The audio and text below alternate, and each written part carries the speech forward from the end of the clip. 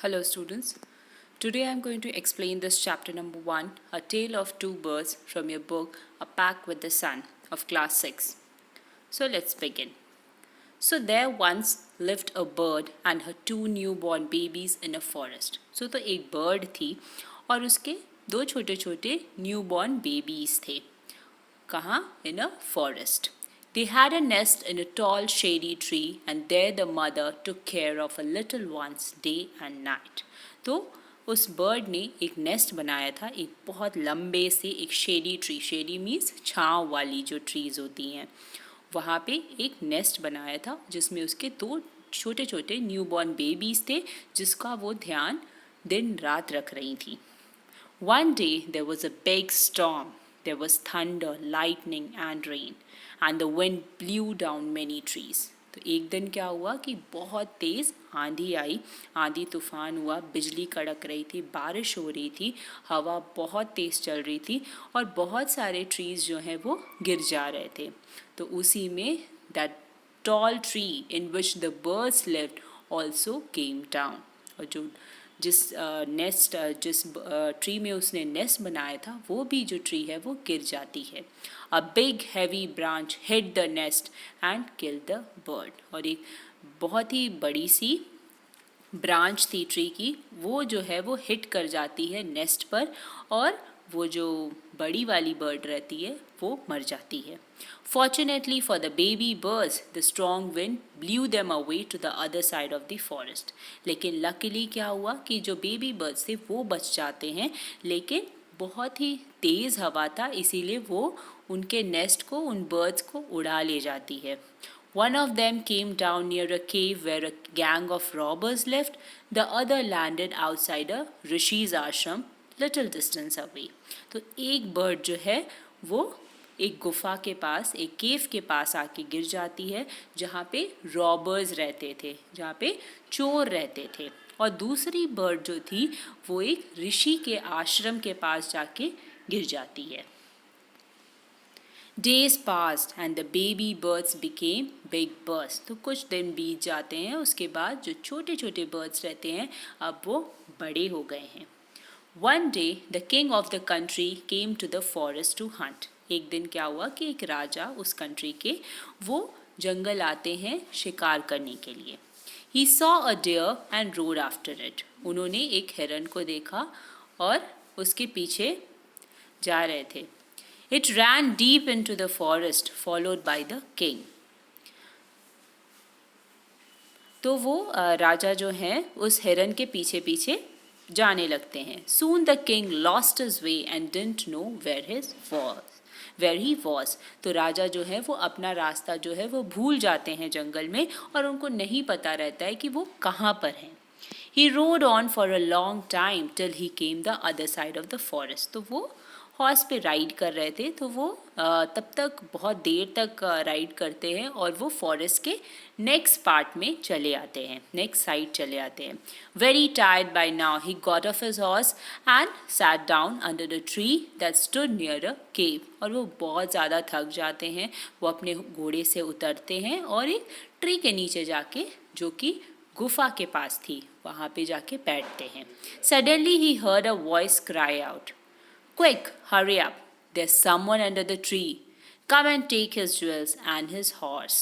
तो तभी राजा को जो है वो एक ज़ोर से आवाज़ आती है कि जल्दी करो, हरी अप. वहाँ पे ट्री के नीचे कोई बैठा हुआ है, उसके सारी ज्वेलरीज, उसके हॉर्स जो है वो हम लोग ले लेते हैं, चोरी कर लेते हैं. हरी और एल्स हिल स्लिप अवे. जल्दी करो वरना वो यहाँ से भाग जाएगा. The king was amaze. ये सुन के राजा जो है वो शॉक हो जाते हैं. He looked up and saw a big brown bird on the tree under which he was sitting. तो वो राजा जो है वो ऊपर उठ के देखते हैं तो एक बहुत बड़ी सी और ब्राउन कलर की बर्ड जो है उस ट्री पर बैठी रहती है, जो कि ये सारी चीज़ें बोल रही थी. He also heard faint noises issuing from the cave. और उन्होंने ये भी सुना कि गुफा के अंदर से कुछ आवाज़ें आ रही थी. He quickly got onto his horse and rode away as fast as he could. और वो राजा जो है वो तुरंत अपने घोड़े पर बैठकर और तेज़ी से निकल जाते हैं.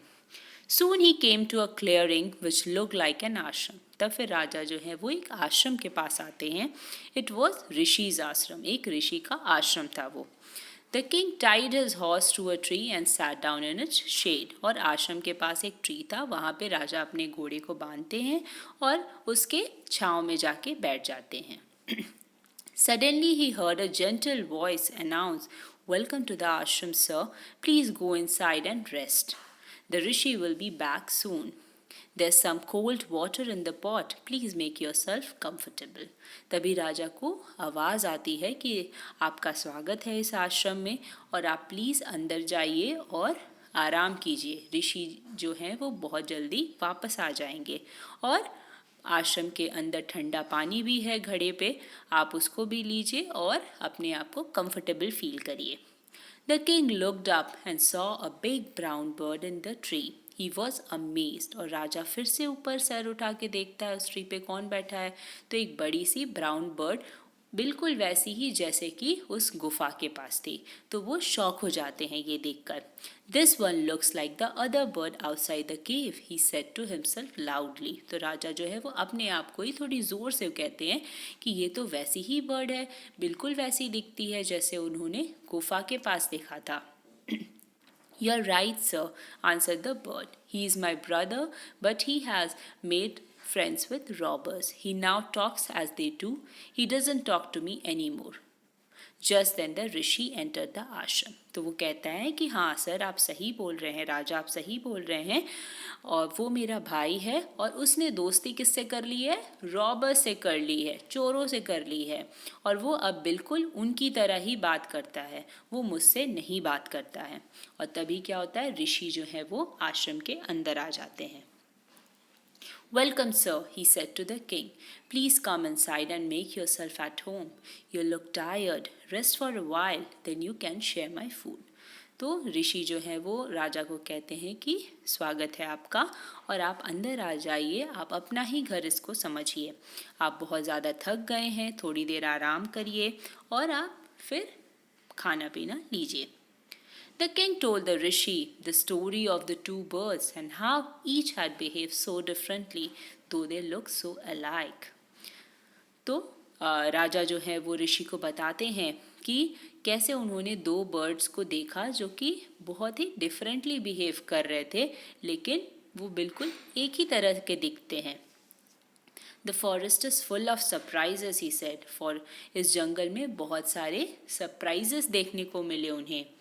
The holy man smiled. तो जो ऋषि थे वो स्माइल करते हैं और कहते हैं, "After all, one is known by the company one keeps." तो ऋषि बोलते हैं कि आफ्टर ऑल लोग अपने कंपनी के द्वारा ही जाने जाते हैं. जैसा आपका फ्रेंडशिप होगा वैसे ही आपको भी लोग समझते हैं. That bird has always heard the talk of robbers. उस जो फर्स्ट बर्ड थी उसने हमेशा रॉबर्स को बात करते ही सुना है, तो वो उन्हीं की तरह बात करती है. He imitates them. Imitates means copy करती है. And talks about robbing people. और वो रॉबर्स की तरह ही लोगों को रॉबिंग करना ही सीखती है कि कैसे चोरी किया जाए. This one has repeated what he has always heard.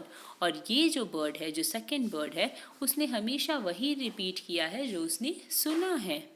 He welcomes people to the ashram. और वो लोगों को, जैसे कि उसने हमेशा ऋषि को सुना है कि वो लोगों को वेलकम करता है, वैसे ही वो बर्ड भी ये सुनकर वो भी वेलकम करती है. Now come inside and rest. I'll tell you more about this place and these birds. अब ऋषि जो है वो राजा को कहते हैं कि आप भी अंदर आइए और आराम करिए और मैं इस फॉरेस्ट के बारे में और भी चीज़ें आपको बताऊंगा और इन बर्ड्स के बारे में भी. So this was the story. And the moral of the story is that company matters. आप किसके साथ रहते हो, आप किसके साथ फ्रेंडशिप करते हो, वो बहुत ज़्यादा मैटर करता है. So I hope you all have understood this chapter and please do like and subscribe my channel. Thank you very much.